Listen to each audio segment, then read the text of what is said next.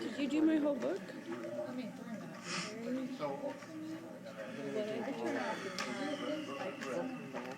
When we did have, I'm coming back. so would it, you know, there was cross-examination. So it was a hassle, but I did it. Is there something we could put somewhere for people that have party status, what that means? Because the problem with the process is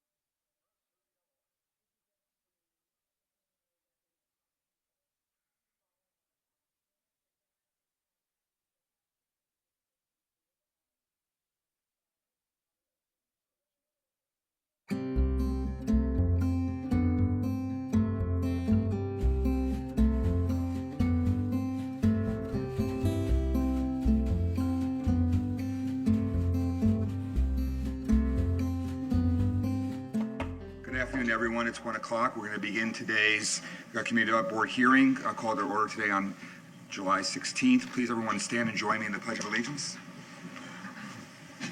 I pledge allegiance to the flag of the United States of America and to the republic for which it stands, one nation, under God, indivisible, with liberty and justice for all. This board consists of 7 members and 1 alternate who are appointed by the City Council and serve voluntarily. I am Michael Butskas, and I will ask the other members and the staff to introduce themselves, beginning on my left. Mary Lau. Mike Flannery. Elizabeth Vanstoy. Jay Daniel, attorney for the board. Ella Crandall, Planning and Development. Gina Clayton, Planning and Development. Michael Fuino, Assistant City Attorney. Jordan Bayard. John Quattrocki. Chris Anaskevich. Please remember to turn off your cell phones and beepers so that they do not become a distraction during the meeting. Also, please refrain from having conversations in this room so that we might hear all the testimony given today. To ensure a complete record of this board's actions, we ask that each individual wishing to speak, including the applicant, speak into the microphone at the podium in front of us. Clearly state your name and spell your last name for the clerk. Now we'll ask all those in attendance today who plan to speak to please rise and be sworn in by the clerk. Please raise your right hand. You swear affirm the testimony you're about to give us the entire truth? Yes. Thank you. Agendas of today's meeting are on the podium to your right near the entry door. Also on this podium are a roster of the Community Development Board, the list of city staff experts and their resumes, the board's rules of procedure, and the annual schedule of this board. Our first order of business today is to review the minutes from last month's meeting, or the last meeting that we had. So moved. Previous, you don't have. That's true, we have, it's from last month's meeting, the regular scheduling meeting for June. I move we approve.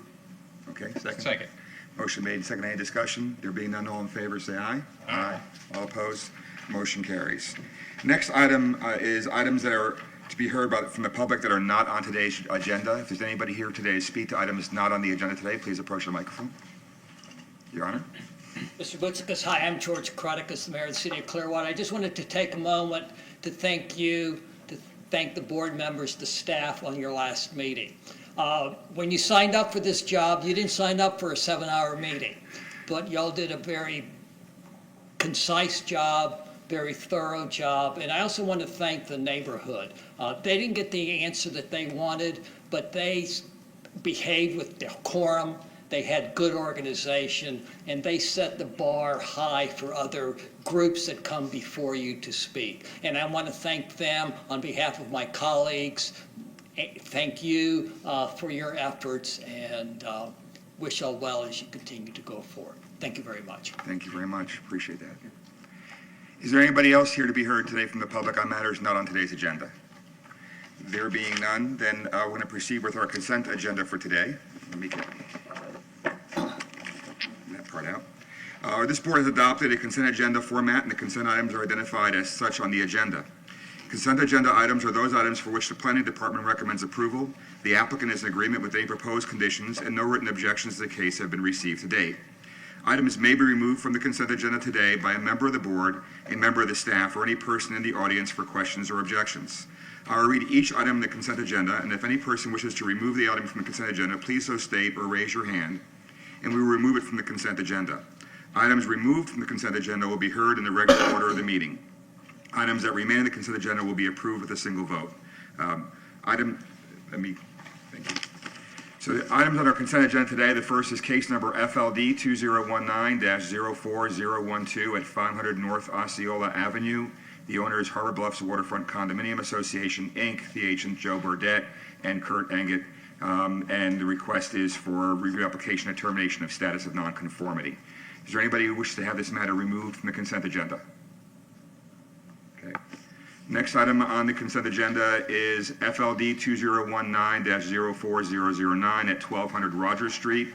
The owner is Patricia P. Meek, trustee. The agent is Sandra Lee Bradbury, Northside Engineering, and the request is reviewing 4,016 square foot off-street parking lot in the commercial district.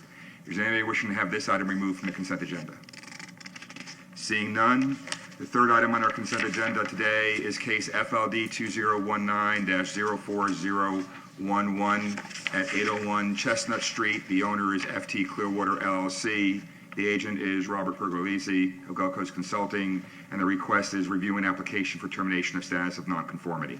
Does anybody wish to have this item removed from the consent agenda?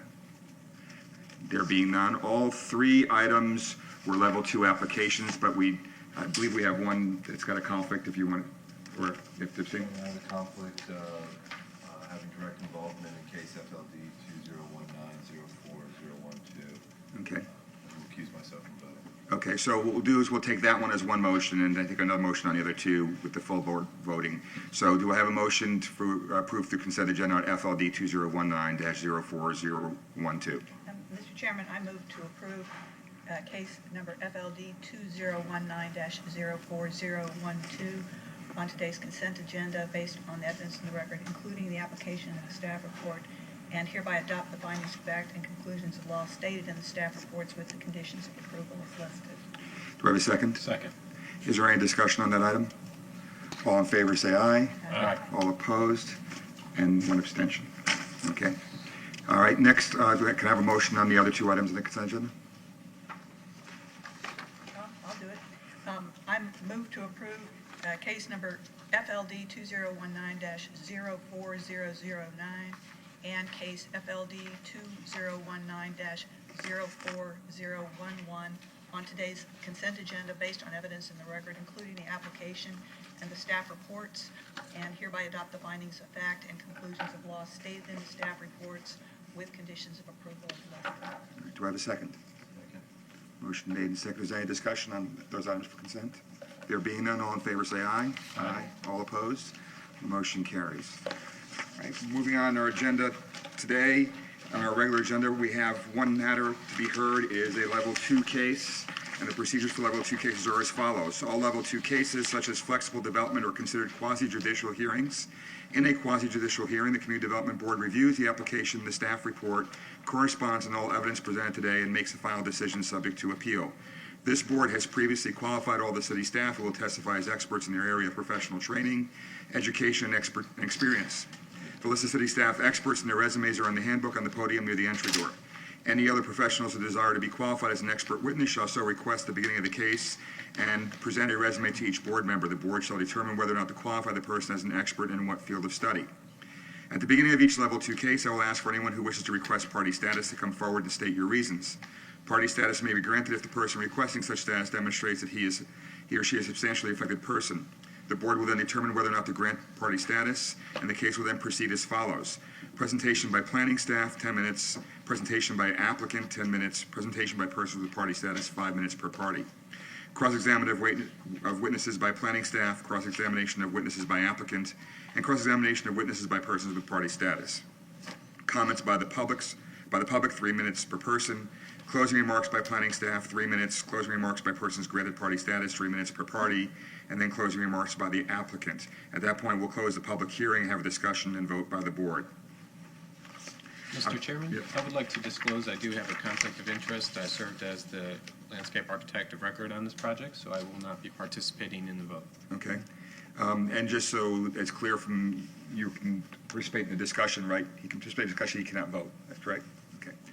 All right, so the matter that we have before us today is case FLD 2019-04007 and TDR 2019-04001. The property location and the receiving property is 26489 US Highway 19 North. The sending site for that portion of the petition is 2515 Countryside Boulevard. The owners are US Happy Homes, Inc., TDR, receiving site, and 2515 Countryside Boulevard LLC, sending site. I think that might be switched, but we'll get back to that. Owner, Brian, or the agent is Brian Ongst, McFarland Ferguson, and the location is at 2649 US Highway 19 North, and the request is a review of a 93,083 square foot self-storage use facility on an existing site. So you already have yours noted. Mr. Fuino, do you want to get started with the staff? Yes, sir. Pardon me, Mr. Chairman, request party status. Oh, I'm sorry. Thank you. Before we do that, yeah. Is there anybody in the room? I jumped ahead of myself there. Is there anyone in the room who wishes to request party status in this case? No. Right. What does that mean, party status? I have a question from one person in the audience. Party status means that you have the right to do cross-examination and participate as a participant in the hearing. If you don't have party status, you do have a right to speak as a member of the public for 3 minutes and state your concerns or support or otherwise. So are you looking for party status or not? Okay, thank you. Anybody looking for party status? There being none, then we'll proceed with the staff. Thank you. Before the presentation begins, Mr. Chair, the city would move to have Mr. Perry admitted as an expert witness on the matters that he's about to testify to. Second. Okay. All in favor of the motion? Aye. All opposed? Motion carries. Good afternoon. Thank you. Good afternoon. Mark Perry, Planning and Development. This is a Level 2 flexible development application for a .813 acre site located on US Highway 19. It's located in the US 19 district and specifically in the US 19 Regional Center Subdistrict. It is subject to the US 19 zoning district and development standards. Currently, it's occupied by an approximately 6,000 square foot vacant restaurant. The proposal is to construct a new, almost 96,000 square foot, 5-story self-storage use that includes about 2,800 square feet of ground floor retail sales and service on the west side on the ground floor. The building will be 68 feet in height and 14 off-street parking spaces are included generally on the north side of the site. Typically, self-storage uses are required to be reviewed as part of a Level 1 flexible standard development application, but because this application also includes the use of development rights that are being transferred from 2515 Countryside Boulevard, they're required to also the whole application has to be reviewed as a Level 2 flexible development. The transfer of development rights, while development rights can be freely transferred between sites, to use them requires Community Development Board approval. So that's really the gist of it. The sending and receiving sites are up on the screen so you can kind of get the proximity. They're both within the same sub-district, and of course they're both within the US 19 planning area. The project includes 800 self-storage units, about almost 3,000 square feet of retail space.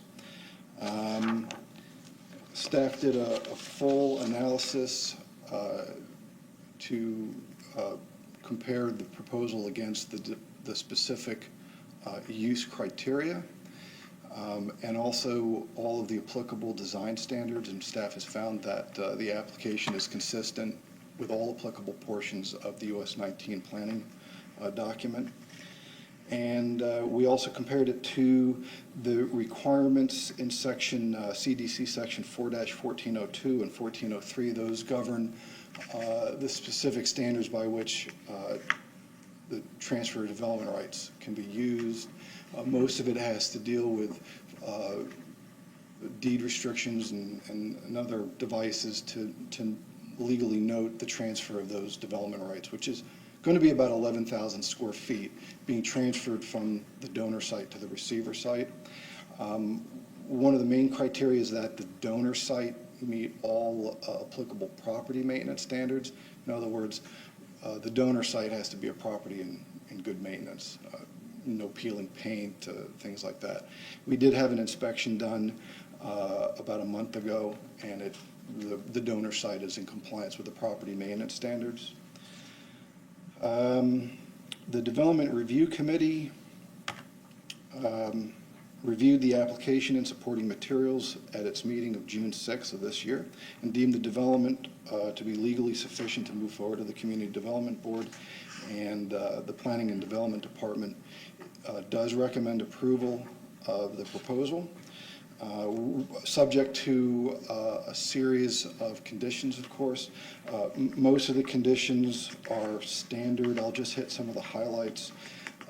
Solid waste is requiring, due to the design of the site, that the applicant have private solid waste pickup, and there are 3 specific criteria to that effect. And subsequent to the staff report being written and printed, a minor change was made. It turns out that the northeast driveway, there isn't a cross-access agreement in place at this time, although the design standards in the US 19 plan, they do require that properties, when they come in for development or redevelopment, that they provide stub outs, if not providing direct access at this time, at least providing for the possibility of access to adjacent sites. So because there isn't a cross-access agreement between the Countryside Square and the Dick's Sporting Goods property kind of to the north and east of this site at this time, the applicant is proposing to amend sheet C4 simply to remove the reference to access at this time and a stop sign and a stop bar. So that would be the only change, and we have a condition that was issued to you all as a kind of after the fact memo. If there are any questions regarding the staff report or the relationship to code, I'd be happy to try to answer them at this time. Does anybody from the board have any questions? Mr. Flannery? Could you show on that previous drawing where that driveway was or is or whatever?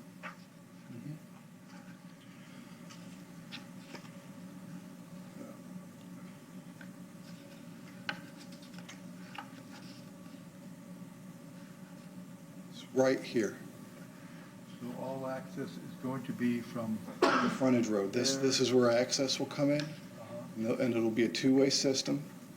And this is simply a required stub out, which will afford access in the future when they can arrange a cross-access agreement. will there be access then to the, it looks like another driveway too? What happens down there? Here? No, not here. It's not possible to access through here. So the only cross-access will be up here. And that'll have to take place at a future date when the applicant can arrange a cross-access agreement with the neighboring property.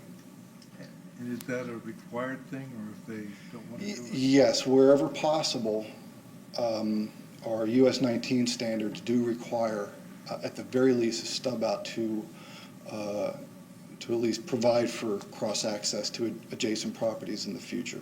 So this driveway up here does meet the US 19 standards by providing that ability in the future. So I'm assuming it's going to come up real soon in a minute here, but, or maybe not, but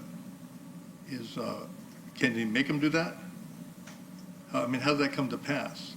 No, I don't I mean, believe could you that the just say city- we're going to do it and do it to them? I don't believe that the city has the ability to force two private entities into an agreement with each other. So that's sort of the concept plan. Well, that's the concept for this driveway connection, the concept is to provide access to the neighboring site as soon as they, as soon as they can. I mean, it's available if they can work out a cross-access agreement. It'll be physically there and ready to go. So we might as well just, for our considerations, assume that there's another building there for right now conceptually, and people can only go in and out with one access. I just want to make sure. Access right now is from the US 19 frontage road.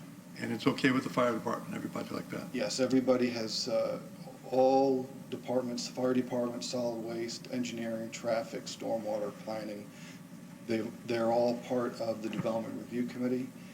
They're all involved in the initial submittal.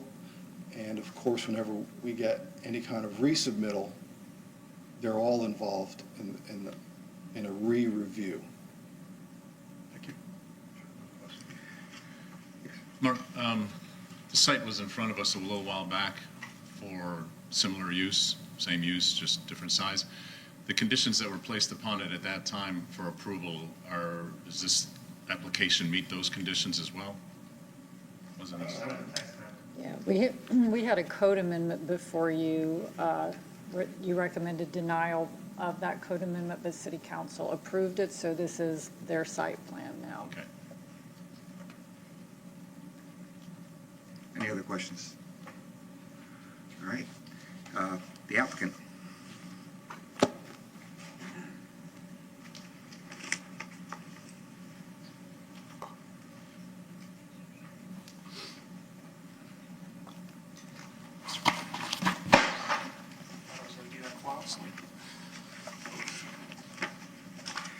Don't worry, we're not giving style points. You're good. Thank you. I would never win on style. Thanks, Barry. Thank you.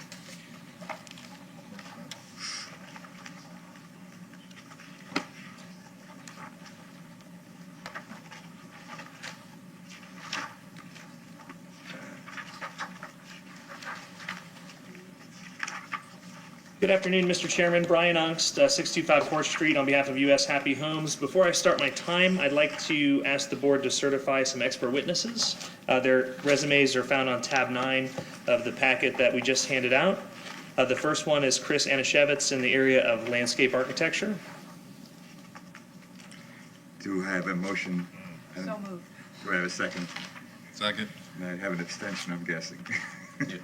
All in favor of the motion, say aye. Aye. All opposed? Any abstentions? There being one. Okay. The next one is Mr. Michael Yates. He's actually behind Vicky Castro's resume, and he's in the area of transportation planning, traffic impact studies, and generally transportation planning issues. Do you have a motion to accept Mr. Yates? So moved. Second? Second. Motion made and second. Any discussion? There being none, all in favor, say aye. Aye. All opposed? Motion carries. The next one is Mr. Michael Costello, PE, in the areas of civil engineering.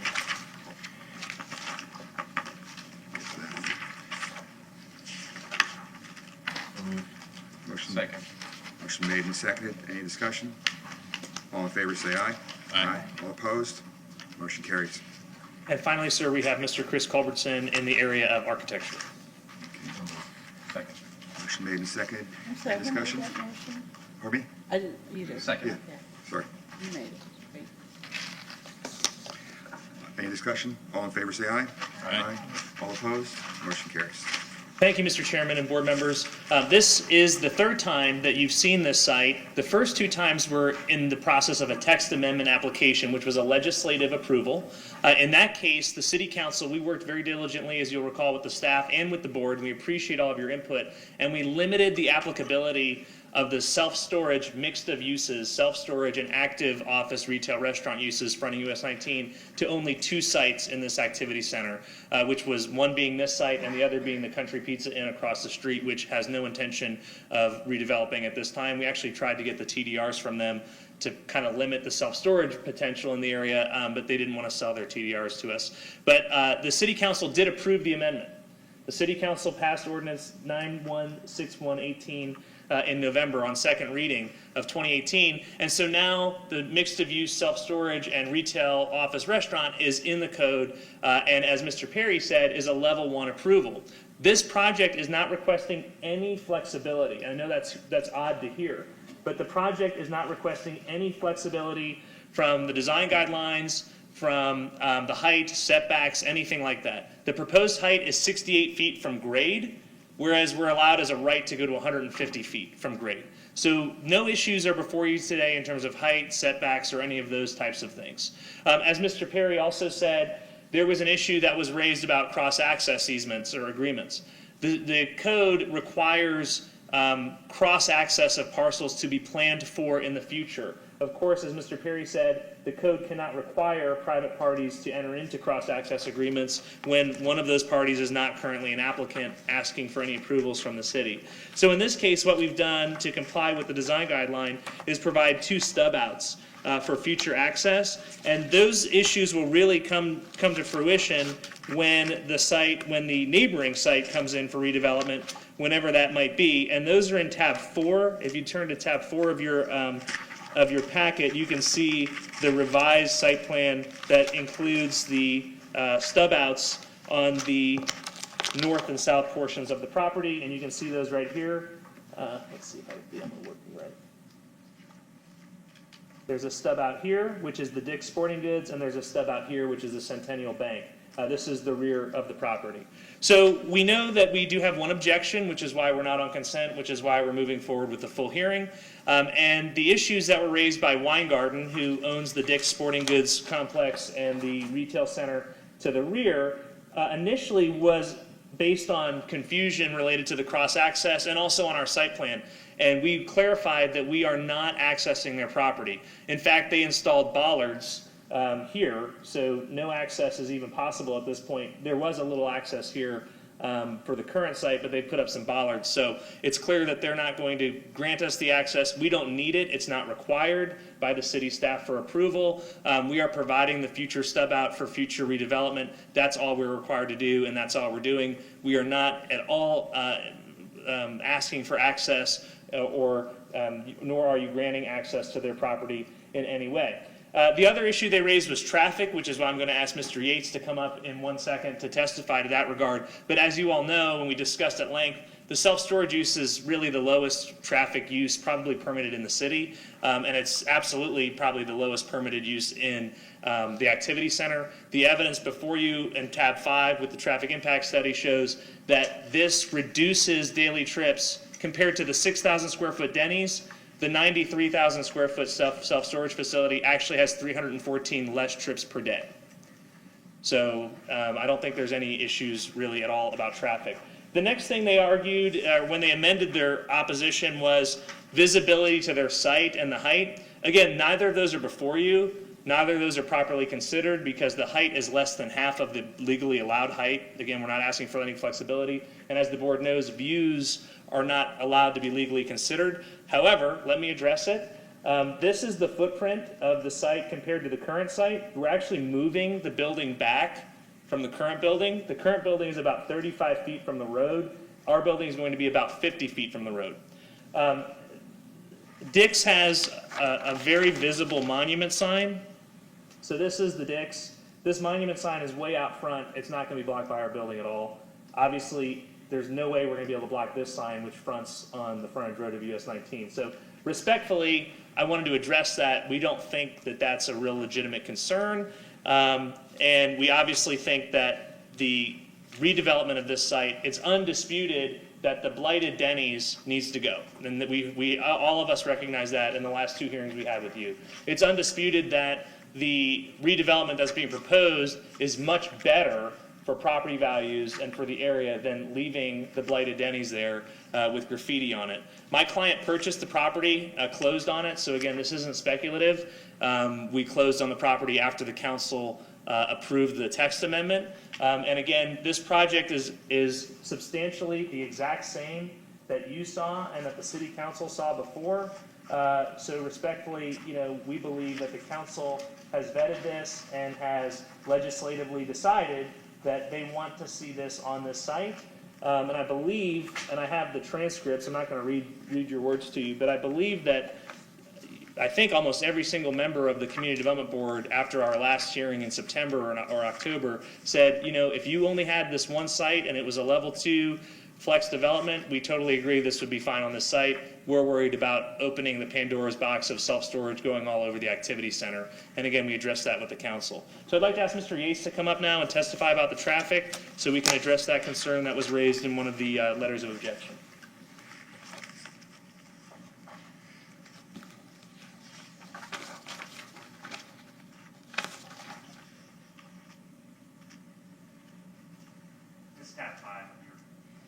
Good afternoon. Michael Yates, White House Group. What you see in tab 5, this is a table out of that tab 5. Basically, it is a trip generation comparison of the existing use, which is the high turnover restaurant, compared to what is proposed for the development. As you can see, there is a net reduction in daily trips, AM peak hour trips, and PM peak hour trips. What we also looked at was what could be developed on the site as a comparison. Let me see, sorry. Yeah, here. So basically what would be allowed is about 88,000 square feet of office. And as you can see from this comparison, this is the same type of comparison, the alloweds on top. It's a significant reduction, again, in daily AM and PM peak hour trips over what could be built on the site. I'd be happy to answer any questions you may have. Thank you, Mr. Yates. And respectfully, I'd like to ask for questions after my time's up, just if that's okay. And I'd like to ask Mr. Costello and Mr. Culbertson to come up just really briefly so I can get their testimony into the record. Mr. Culbertson, from an architectural perspective, does this project, in your opinion, comply with all of the US 19 plan design guidelines? Yes. Does it comply with all of the requirements of the City of Clearwater Comprehensive Plan for approval? Yes. Does it comply with all of the Community Development Code requirements for approval? Yes. Okay, and in terms of the height, is it true that the height is less than half of the legally allowed permitted height as a level 1 approval? Yes. Okay, thank you, sir. Mr. Costello, I'll ask you the same series of questions just to get it in the record. Mr. Costello, from an engineering perspective, is it your opinion that the proposal complies with all of the requirements of the US 19 plan and the design guidelines? Yes. Does it comply with all of the requirements for approval of the Community Development Code? Yes. Does it comply with the City of Clearwater's comprehensive plan for approval? Yes. Okay, thank you, sir. Okay, and so that's basically the argument. Again, respectfully, the issues of height and visibility of the decks are not really before you. I'd also just like to point out, as we discussed at length at the last hearing, you know, all of these properties are on a frontage road that has a overpass, and you can see the overpass here. And the other issue too is this is the rear of the Dick's Sporting Goods, and this is the rear of the shopping center. So you know, there's no windows here. There's nobody sitting here looking out over the Denny's. I understand the visibility concern, but respectfully, with the overpass, with the monument sign, again, it's not really legally available to be considered by you, but even if it were, I just respectfully think that it's not a prevailing argument or persuasive argument, in my humble opinion. And we'll answer any questions you have at this time. Anybody have any questions of the applicant? Go ahead. Just on the parking question. I have used a storage building, Bob's on Myrtle Avenue, and I have a trailer. And I have fun getting into there and stopping and getting through the access. It is a single-story garage-type facility. I am wondering how somebody like me, and it's just an understanding of it more than how you get in with one of these things and how you get it to, say, the 4th floor, because I've never been in one of those. Okay. And maybe you could explain the process of unloading and how a trailer and a house would take up, a trailer and a car would be parked in a facility like this. Yes, sir. Who would be best, Mike? Okay. And then which one of the images would you like to have up there? Site plan is perfect. This one? Sure. Okay. So in preparing our application, we did provide. Would you restate your name, please? I'm sorry, Mike Costello with Bowler Engineering. In preparing our application and working with staff, we did provide truck turning exhibits demonstrating a single unit vehicle being able to access the site. So the vehicle would enter off of the US 19 frontage, pull into the rear of the site, and there is a loading area located on the, call it the western face of the main portion of the building here. So you're able to pull into a loading area, and then from there, there is an entry lobby into the building, which provides an elevator up to the upper floors of the building for enabling you to load and unload your vehicle. And by you saying a truck turning is like 25-foot radius, or what is that? It's an SU, a single unit vehicle. It's a standard straight truck, so it's typically a 30-foot length. Okay, so there's there's not a slowdown lane, because I know when you're going along there, they're going pretty quick. One other thing to note is that because of the design of this building, that there is no gate or anything that's required to gain access to the property. So you can make a maneuver directly into the property, and you don't have to stop in order to punch in a passcode or swipe a key or anything like that to wait for a gate to open. So you're able to pull off of the property. And engineering did look at the driveway geometry specifically to make sure that that maneuver can be made without crossing onto any adjacent lanes and encumbering any of the traffic. Thank you. Any other questions for the applicant? There being none. Anyone here from the public wish to speak on this case? Sir, please come forward.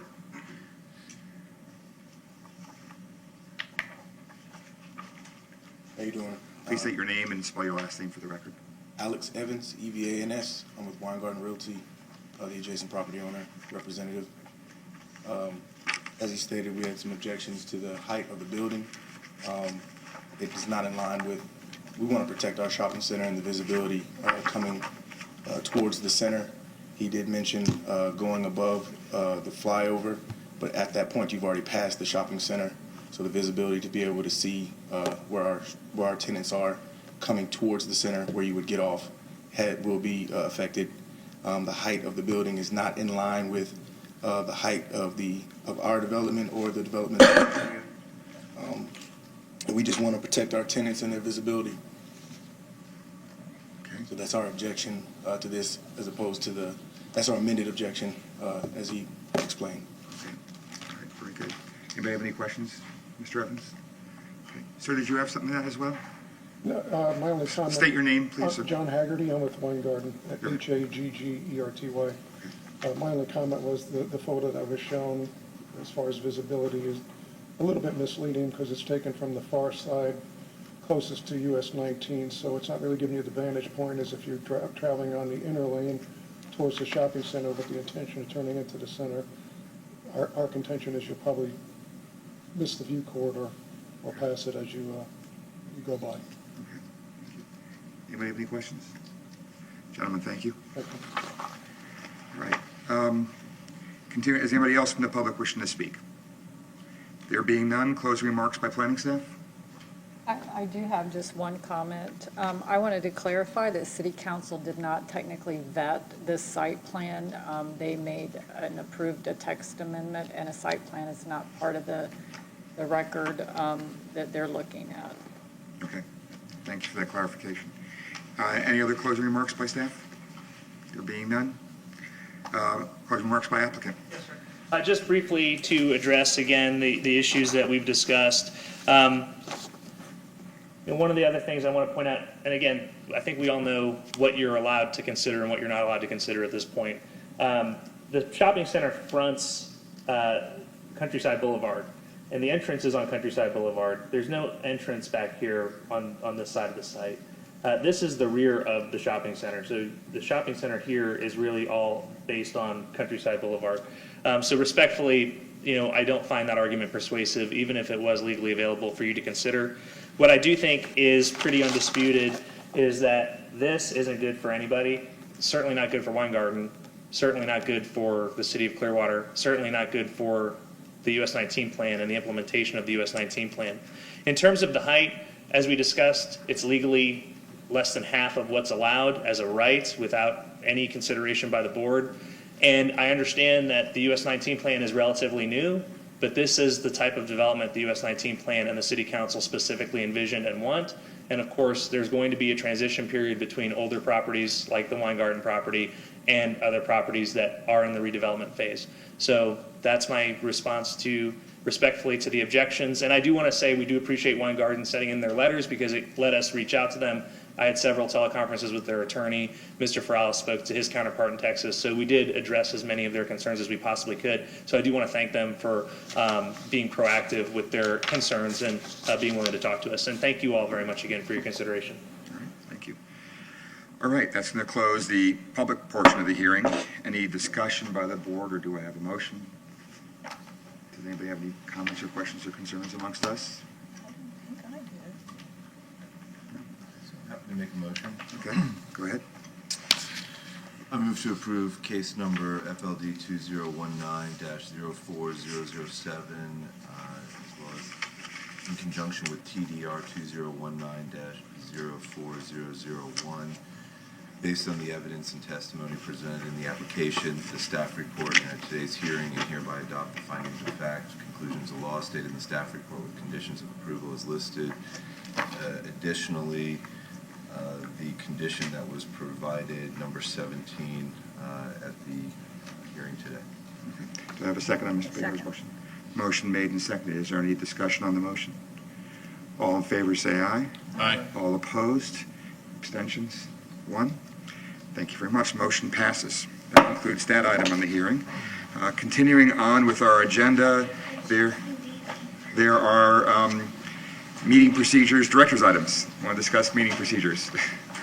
Well, I did. First of all, I want to apologize for the confusion that we had at the meeting, our last meeting, because we have in our copy of the procedures that there's a 3-minute time limit, but yet I think in yours copy, or at least in the procedures that you use to tell you kind of what to say during the hearing, had a different time, has no time limit. So we just wanted to make sure everyone was on the same page, and I think your legal counsel indicated that a change was made a few months ago, and somehow we didn't get that translated into the procedure. But I guess one thing that I wanted to discuss with you is, to kind of get your feedback on how that worked at the last hearing.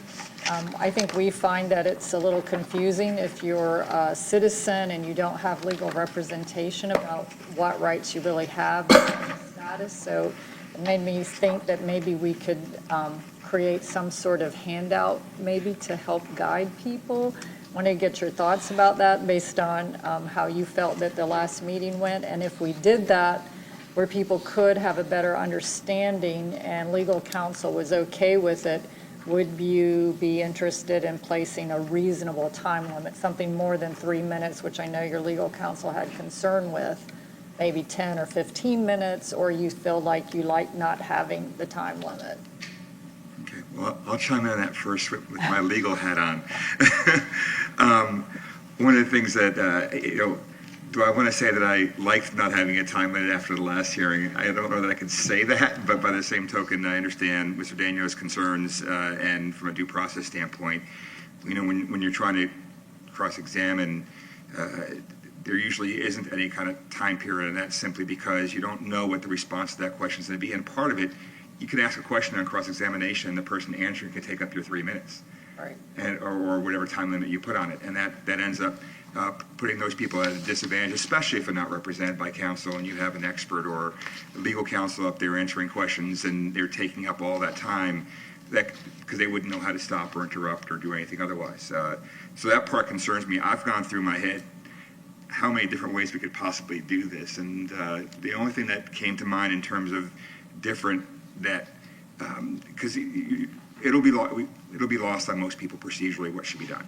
So I think some kind of a handout, explain the process and what's permissible and not permissible on cross-examination, so it's tied to people who actually testified and what they testified about, might be helpful. But the other thing that I was thinking about is if we follow the order in terms of who gets to do the cross-examination first, but if they identify who they're going to call, then we let everybody in the room know this is your one shot to cross-examine that person, complete the cross-examination of whether it be somebody from staff or an expert at one time, and that way we're not going back and forth having a disjointed presentation, and the people from the public in particular who aren't skilled at that and might not be able to juggle 4 or 5 different balls of questions with 4 or 5 different witnesses can say, okay, we're focusing on this guy or this lady here and they testify about X, and they can do that. It might help along the public in that regard, so you do it by the person being cross-examined. So if the staff is going first and says, hey, we want to do cross-examination of person X, then everybody gets to then also do their cross-examination. We finish with person X and we don't come back to when we make that ground rule clear. I don't think you put a time limit on it that way, but I think you also avoid jeopardizing people's rights from due process standpoint. I was mulling it through my head multiple times since that last hearing saying, you know, our hands were kind of tied, but how in heck could we have done it differently? And that's one of the things that I was thinking about. Aside from that, I'm open to anything else the board has to. I have a comment. Yeah, I think ironically, not limiting folks at that hearing, yes, it went 7 hours, but I think a very passionate group felt that they got heard, and I think that was really important to them. I like the idea of a handout. I'm assuming that this is something that you'd make available before the meeting gets started as people are arriving. I would like to see even just the information that we have in our script on what party status means, because I think it's important for folks to know, for example, that party status carries the right to appeal, right? So, and that's something I don't think people recognize. So I like that idea. Mr. Flannery? I have on here, is this what we're talking about yet, or is that item 2? What is, are we talking about? We were talking about the procedures and the, So we're going to talk about this in a second? I hadn't planned on it, but we can talk about it. Okay. Okay, that's fine. Okay. If you're going to talk about that, let's finish up the first part about. So let me do the first one. Yeah, and then I'll cross-examination. Let's comment on stick the with first that right one. now. Is, Before you cross-examine her on the other part. I don't want to cross-examine anybody. I would like to discuss. And on the first one, I think it was well handled. I was glad I was not in your shoes. I would have been completely kafoofled. The one place that I thought it was not, I think it worked out okay, and not a complaint, but it was held on a day that was not a regular day. And somebody that had planned for months ahead to be here on this date for our regular scheduled meeting, and they had trouble, they weren't being heard because they weren't on that day to represent themselves. It sounds like a tough one to do, because you can't, you know, I might be in Tennessee here next month, and I can't schedule everything around any day of any Tuesday. So anyway, I thought that was, I wished we had to do it together. I would have said something, but I think it worked out okay. I'm not complaining. I'm just saying, next time I would say something. And then when we have a chance, I'd like to talk about that. Thank you. Any other comments from the board about, go ahead. I like the idea of a handout, so that they know the procedures and they're informed. And I think it would be good if it was posted online so they could plan accordingly instead of just having it when they get here and then figure it out. I mean, we knew that the neighborhood was coming out in force, and so Ella, we provided them information. They had the code section that talks about party status, so they had that information, but I think it's the real nuances of what it really means and what are your obligations once you have party status. How are you to conduct yourself? And that's really hard for citizens. Well, yeah. And I think along with that, I was focused in my response on the cross-examination itself, but I think explaining party status and here's how you not necessarily here's how you cross-examine, but here's what's permissible in cross-examination would be titled under that one type of summary, I think, would be most helpful. The other thing I think would be helpful too is maybe some discussion of etiquette in that handbook. For instance, there are a number of times where people were applauding or saying things under their breath loudly. So, I don't think we want to squash any vote or any thoughts or anyone speaking up here. So I think that would be important to include in the handout as well. We have those things back on the wall about rules of conduct. And I will say, considering the size of the group, they did relatively well, and they listened whenever I think 3 or 4 times during the 7-hour meeting, I said, okay, folks. And they hushed up really, really quickly. I was really appreciative of the fact that they were very responsive in that regard and realized, oh, maybe I shouldn't have said something there. And I wasn't going to really count it against anybody. But yeah, I've seen other situations, and I did municipal code enforcement as well. I actually had to have somebody removed one time, so that was a whole lot of fun. But it's one of those things where this was a really tame group, all things considered, but they were here with a lot of energy and passion, which was good. Any other feedback on the cross-examination of the party status? I mean, slightly different angle. I do think everybody should have the right to be heard, but is it a bad idea to have a time frame that's set that we could easily extend, but if for some reason it's going sideways or somebody is really trying to create a situation that could be is not going in a positive manner, that we could at least have a breaking point, advise, point them in the right direction, try to keep things on point. Just as a thought. Yeah, I tried doing some of that. There was that one gentleman who was basically, he was asking 20 questions, but he could ask 2. And so I kind of got him to condense his questions as best I could without taking anything away from him. Which works well with when you're at the helm. But as a policy, it may be different with somebody else at the helm. I don't know, just worth a thought to try to keep things on. Good point. With Jordan, and maybe something like a 10-minute limit with the option to extend in 5 or Unless the minute extended by the increments. chair or something I like that. can even see if you're worried about that, even going to a longer limit, because the people that we had in here before, where one person sat up here for over an hour and is in the legal field, filibustering and just wearing everything down and going over and rehashing, even with us pushing it. I mean, they can get to the point in 20 minutes time. I mean, I would err even to the high side of 15 or 20 minutes on it, whatever you want to do, so that. But we already state that the rules are somewhat relaxed, and I think that tweaking that verbiage a little bit, putting a time limit where we have, as a board or as, and it basically be at the discretion of the board and it's compared to the discretion of the chair. Because I would want many of you all to say, hey, this is going too far, and I could then rein it in, or the chair could then rein it in. We could do it with a motion. Jay, your thoughts on that? Because the due process issue is really the one thing you want to avoid having create from a standpoint of appeal. And that's where we're kind of going here at that point with time. You had a long hearing last time. I understand that decision to have been appealed already, and I feel relatively confident in saying that whatever issues are raised on appeal, there's a review in court is not going to find a due process problem, which is a good thing. Did it cost you some time? Sure it did. I've represented the board for 5 or 6 years, and the cross-examination process has been ugly 2 times. So I do wonder if perhaps we have a solution in search of a problem. How often does it happen?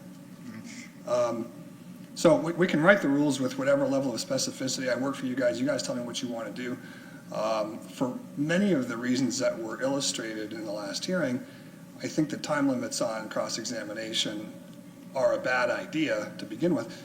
15, 20 minutes, okay, but 15, 20 minutes would have shortened your last hearing by about a half an hour, right?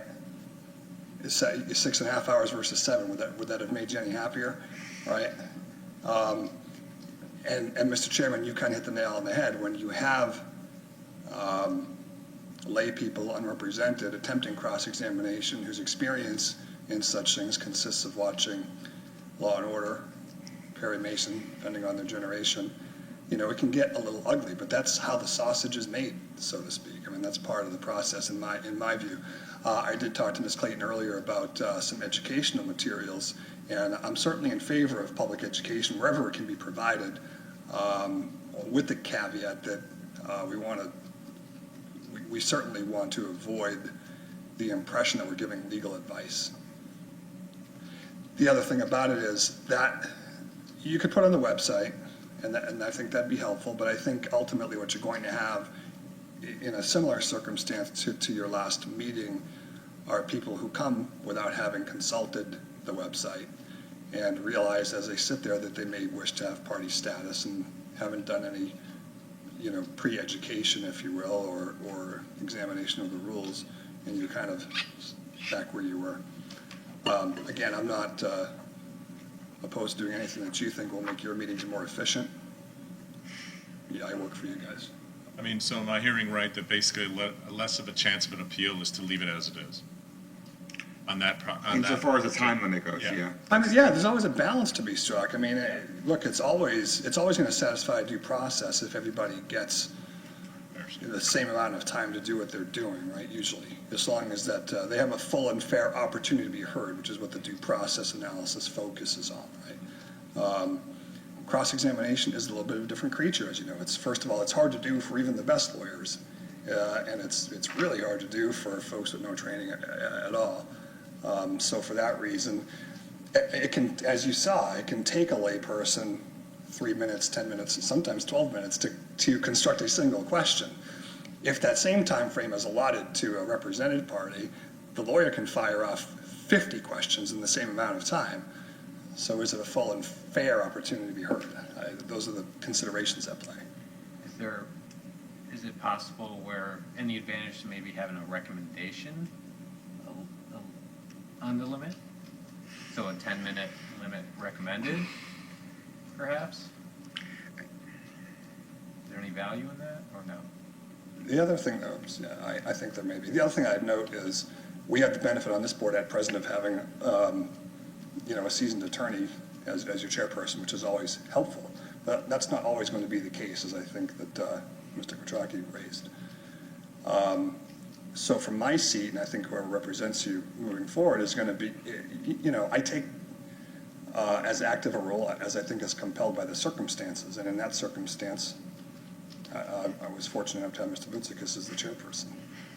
Those things I think can be reined in or addressed on a case-by-case basis. Again, if it was causing frequent problems, I would certainly be all for, let's clamp down on the timeframes of really getting abused here. But you had an application with significant community input and involvement. To me, it hasn't happened that frequently over the years. I wonder if it's, and it's probably going to raise the same due process issue as otherwise, but I wonder if it's feasible to say that the board may, just having our rules and have that part of the script that we read, may impose time limits on cross-examination as the circumstances so deem appropriate. So that way, it's when we're reading the rules and whatever they might see handout-wise, it references the fact that it can go that. So if somebody, like the one person who was asking multiple questions to get to one point, what I did in terms of condensing their questions would be exercising the discretion to do so, but it's now been emphasized and told them in advance. That I was like, come on. Basically, your question is this. He said, yes, why don't you ask that question? He asked that question, and we moved on. And I think that it did work because I've done that before, and I've been in that role that I sit in on a daily basis in my regular career. But having that written authority to say that, I think, would be helpful for any chairs in the future who aren't attorneys who wouldn't think of that in that context. Because I don't want people to be caught off guard and say, why they change the rules midstream? So if the rules say that the board can say, hey, we're going to limit cross-examination to X under this case, and we'll extend if we need to as we go along, we have that authority in the beginning, especially where we know a lot might be going on.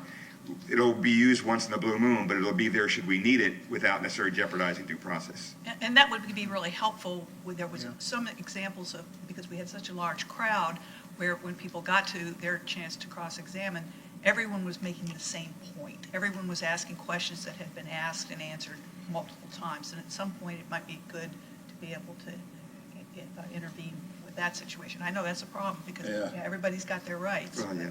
See, people who aren't used to speaking, they're so busy thinking about what they're going to say, they're not listening to what the other questions are. Yeah, and that's just a natural thing. So and I think where you're going is you're trying to find the balance, right? You're trying to find the balance between observing people's due process rights and conducting a fair and efficient hearing to the extent those things can be accomplished simultaneously. Despite being 7 hours, I thought it was an efficient hearing. Yeah, I mean, sometimes they can. And doing a lot of quasi-judicial hearings with folks who are not well suited to it or not familiar with the process, almost always, the folks on the, I don't want to call it the losing side, but the folks who didn't achieve the decision that they desired to get, you're always going to hear that they got gamed or that the process wasn't fair. Yeah.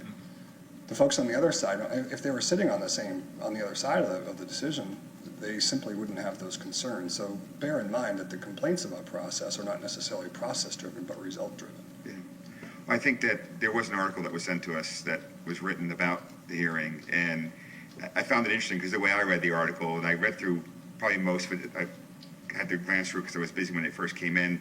But the reality is, had they organized as a group and gotten somebody to put together a cohesive argument for them, there might have been some things they would have been told, hey, get the expert, that kind of stuff. And the article hit on those points. And they were making it look, I thought the article was fairly balanced in that regard, and it hit on the points that people really need to be aware of. If you're going to come to these meetings, passion and energy is great, but if you don't have some facts to support what you're saying, where we're really going to go for it as a board. And I think that was kind of emphasized there. Hopefully some of the communities that have issues with developments that are going on nearby them will take heed of that. Hopefully that'll be the case, because I think that was balanced in that regard. Yeah, and I think we'd certainly want the input of the city and the city attorney's office in terms of public education, because it's going to attend, this is not the only body in the city that conducts quasi-judicial hearings. Right. Right, and roughly the same rights attend parties and persons with party status. So, and that was the point that I was going to bring up. On other boards, are there any limitations done on cross-examination? Is there any boards that hear a cross-examination? Within the city? Within the city. I don't know. And if there's No limits on cross. There's no cross-examination. So, I mean, at the end of the day, I think the consensus is let's get some materials together that aren't crossing the line to giving legal advice, but kind of explain the process. Party status means you get these rights. If you don't understand what that means, get an attorney. Cross-examination means, you're going to be able to inquire about what's already been testified to and get clarification. If you don't understand what that means, go get an attorney. But at least lay some of that out there so people are thinking about that. And maybe even if you want to include a rule saying that if you are granted party status before you start speaking of things, you have to say that you read those procedures and those materials. That way we know that they at least were given the opportunity to take a look at them, even if it's just before the hearing begins, because that will be a little bit, they'll have it in their hands, it'll be a little bit of a guideline. I think that would be helpful. I wonder if this handout should be online as well, and whenever you send out a notice to the public, maybe there should be a link to it. Oh, yeah. So you can come prepared before the meeting. Yeah. So those are our thoughts on that. Great. Is that helpful? Yes. And I was thinking the same thing about having them verify that they have in fact read the material provided, so. If they're going to ask for party status, I think say, listen, there's a material, it's just like when you go give blood and they give you that book and they say, did you read all the different things that you have to say yes or no to, and you say yes, and then you fill out the rest of the questionnaire and then you give blood. You read it once. At least I read it once. The rest of the times I say, yeah, nothing's changed. So, but at least we give them the opportunity. We tell them, by telling them they have to have read it, it'll emphasize the fact that there's something significant in there they should be paying attention to. Not just having a piece of paper that, I got lost in the shuffle. But making that a requirement along with the handout materials, I think that makes it, and they can just simply say they read it. They're the ones who are under oath, not us. Because they're not. Mr. Flannery? Well, sounds like this is leading right to where I'd like to be with this, if I could slide into this without doing 1, 2. I think we've talked the other We're one. okay. Yes. All right. I don't want ahead. to change where we're at. But somebody spoke to my mind here of providing this today, because I have been on the board for 3 years now, and I have yet to have any training on what it is. Level 1, level 2, have to look those up on yourself and figure them out, and level 3 and how they go back and forth. And this is, I'm encouraging this 100%. I'd like to see a community CDB training 101 and 102, because what I seem to, when I was on the Environmental Advisory Board, we had a purpose statement, why we were here. And I may have read everything. That's a big book, that's mine up there, and I tried to read it, and I've done it on the search, and I can't find out a purpose statement except to just check out, approve what somebody has done. It doesn't say why we're here or not. And I'm really confused over what my role is on the CDB. Is it to protect the city, to represent the good of the city of Clearwater, and what our image is supposed to be, and what our residents want, and why our kids want to be here, and why we want to be here? Or is it to go through and just be the appeals for our city staff? And I have not, it sounds like we're just here to be an appeals board for city staff, and if we don't like what you did, we find a code someplace, but that's it. But I was hoping that there was more of a thing. I felt really badly for the people that did present on this particular thing, because they were against Goliath. There's $150 million on the line with this project that we looked at last time, right? $1.8 million probably per unit, looking at that view. 80 units, run it up, run the math. And they can produce anything that you want to have, traffic and studies, anything. But when they asked the person that showed a picture of a building from the view, they said, was it to scale? How much would it have cost to produce and certify a building to scale? $10,000? Oh, I mean, put something there, do everything. It would have been, and they have nothing to gain from this except protecting their existing, what they have. They've lived there for years and they're trying to protect it. So they're supposed to come up with $10,000 for a survey and a picture and an attorney and everything else. And I go through the things and it says there's a meeting with the developer. I don't see any meetings with the residents, homeowners association. They may be, and please show them to me if they're there. But I've never seen it. We're loaded for development, but not really to protect us as a city. I've been through the arguments, and how would anybody without a lot of training, we have been here on a couple of years, we might know things about scenic corridors and county plans and master plans and stuff, because we've learned them.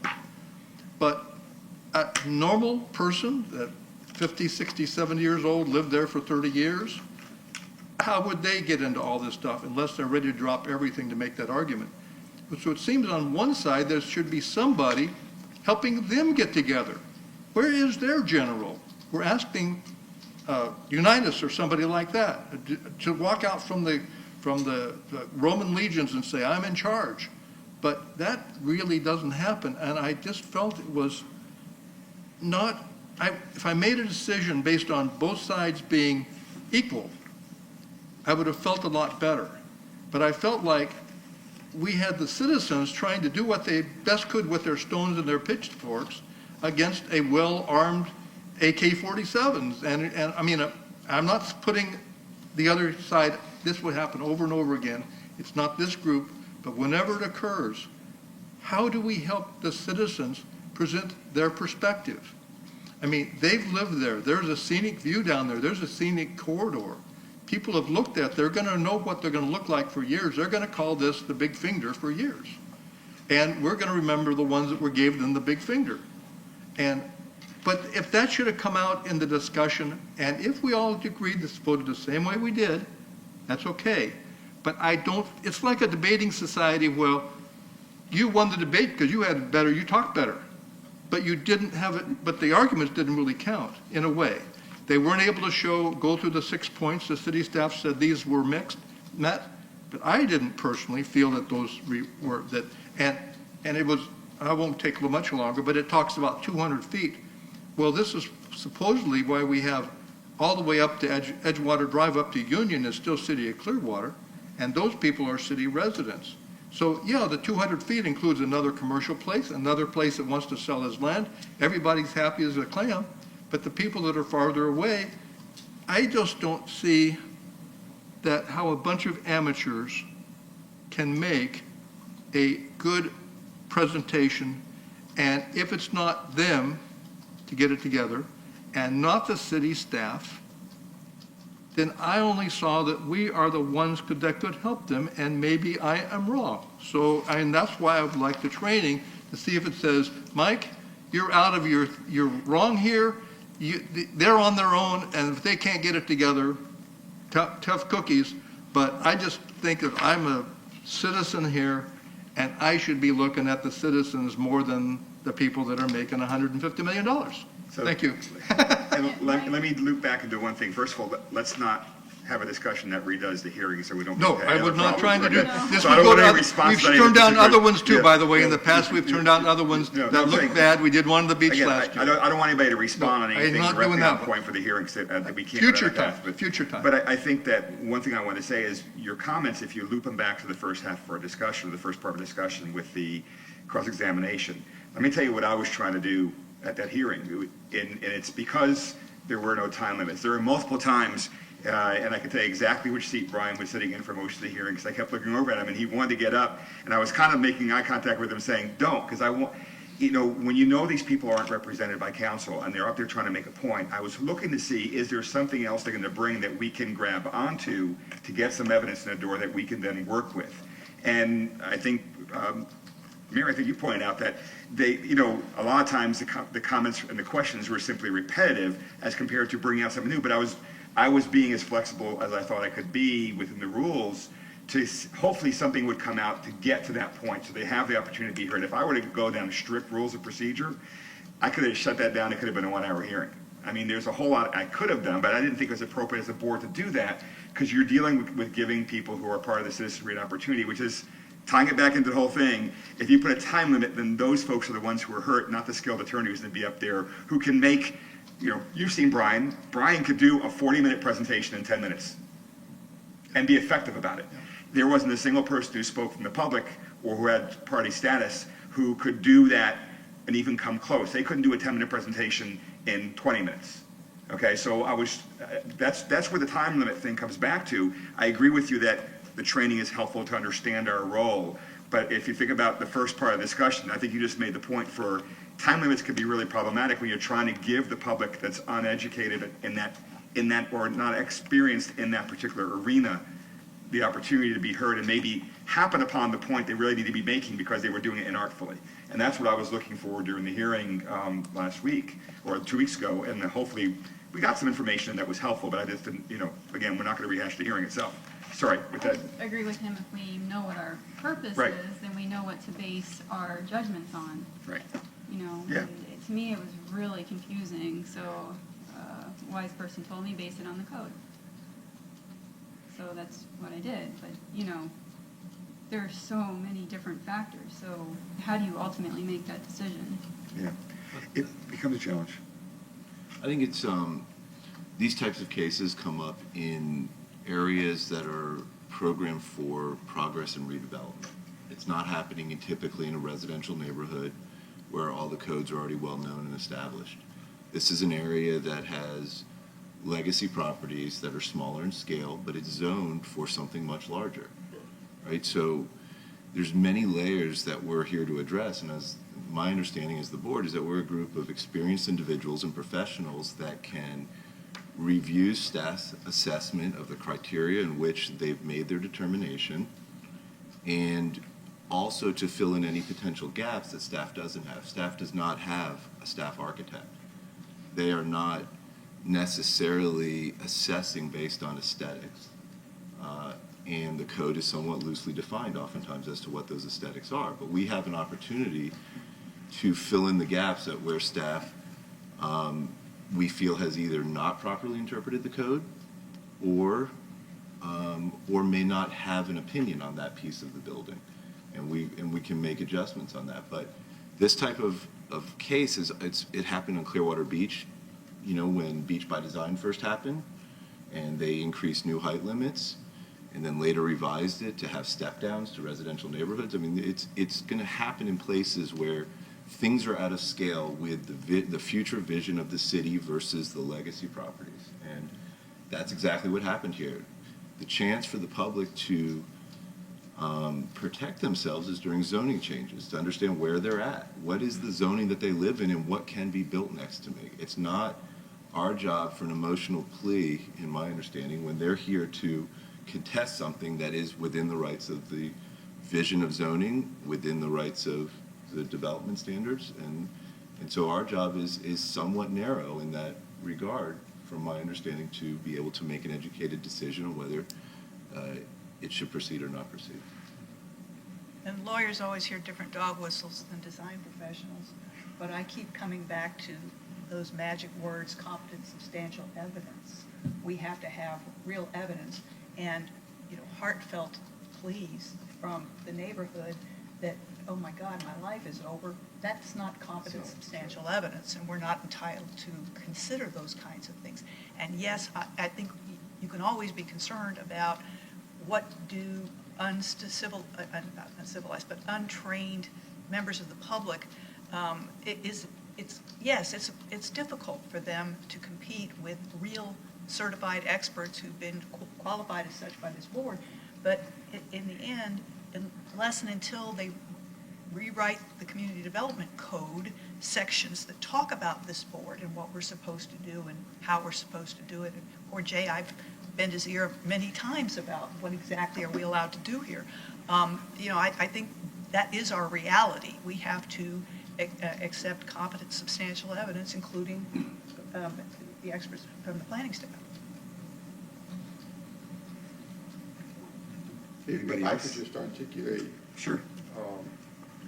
kind of a concern I have with what Mr. Flannery was suggesting. Now we're kind of crouching into a little bit of law area. When we're in a quasi-judicial proceeding, like we were in last time, that's adversarial. The board, in my mind, sits like a judge. Which is what I'm most familiar with because I'm a lawyer. Before I did this, I was a litigator. And what a judge does is simply apply the facts, which are whatever evidence that's presented, to whatever the law is. We talk about the code, but the code is law. It's the city's law. And the facts are whatever evidence that's presented at the hearing. Can't really go outside of that. Now, it's true that oftentimes one side's going to have better representation than the other. That's true across the board.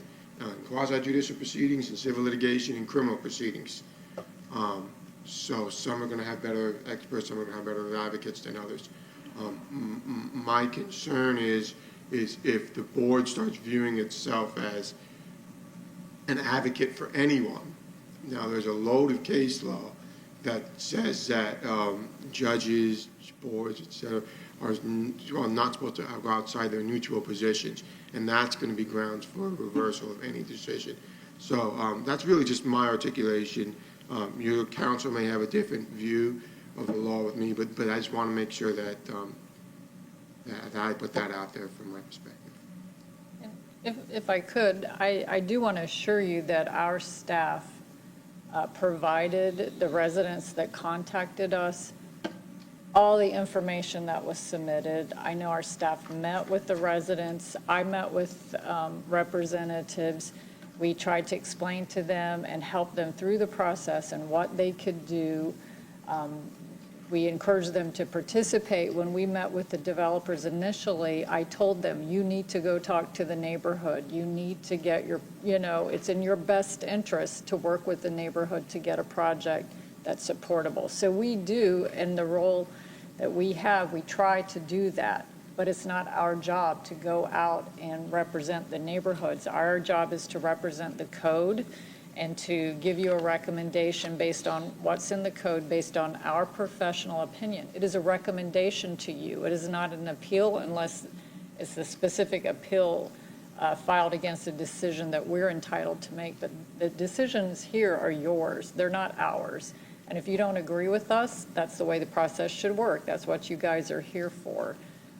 But I do want to assure you that our staff works with residents. Ella provided, information to them when we saw something was wrong in the newspaper. She emailed every single person that had emailed us and had contact with us to let them know that there was a mistake in the newspaper. I mean, I think we're really proactive and did the best that we could within the constraints that we have. I wanted to add that, Mike, that the week after our regular meeting that we had the week before that, I spoke with staff and with Jay because of the questions that have been raised about party status. And we talked about that there's a lot of people questioning and requesting party status or going to request party status. And the issue of can somebody seek party status through a representative not here at the meeting, to be able to at least have some understanding. So I actually think in the context of that last meeting, the fact that it was a week later, if it was a week earlier, there'd have been somebody else who couldn't be here. The fact that it was a week later gave them a forum that wasn't going to be distracted by anything else, but also allowed us the city staff to inform them what they needed to do so they can come up and properly seek party status. I think that, at least the impression I got was the week before, we were thinking about maybe 20 or more people looking for party status, and it came down to 10 or 12. You know, and it would have been, it could have been less. Some votes didn't go, there were some that was different, but I think that at the end of the day, that 1 week in that context was actually beneficial for those who wanted to get up and speak and seek party status. And since the board voted to give a couple of folks a voice through the representatives, I don't think anybody's voice was cut off that time. And that resulted from what Ms. Clank was just talking about in terms of them letting people know, come, give it a shot. We're not telling you you can't do it. Come here, ask. It's the board's vote. And they came here and they asked, and the board voted in their favor. And so I think that worked out well in that context. It's challenging sometimes. You just have to be, thankfully those are unusual. Because I'd say maybe 65, 70% of the things that we hear are in consent. If not a higher percentage. And to point out to people that may see this film, that we as a board are not able to talk to each other all the time and get all this stuff inside. I just can't call you up and say, have you talked to somebody who's done something? Yeah. So we have to sort of throw it out at this point, out in the open, and find out it doesn't bounce back or what, or a lot of the other things that happen. And it may sound as though we're picking on somebody, when it's really just the only way I know how to ask the question and get the information. So it's not like, not a criticism. It's just that how can I do it? But I do wish there was a way that we had when there's a prosecution, you have the public defender.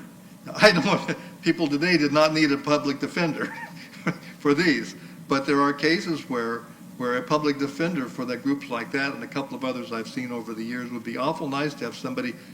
I'm appointing you to be on their side, and you're going to be the one that helped them in any way they can. They can make this argument and go for it, as opposed to just, hey, here's a book like that, read it and weep.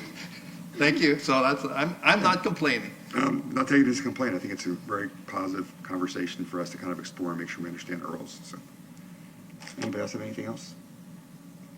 Anything else from staff? That concludes today. Thank you very much.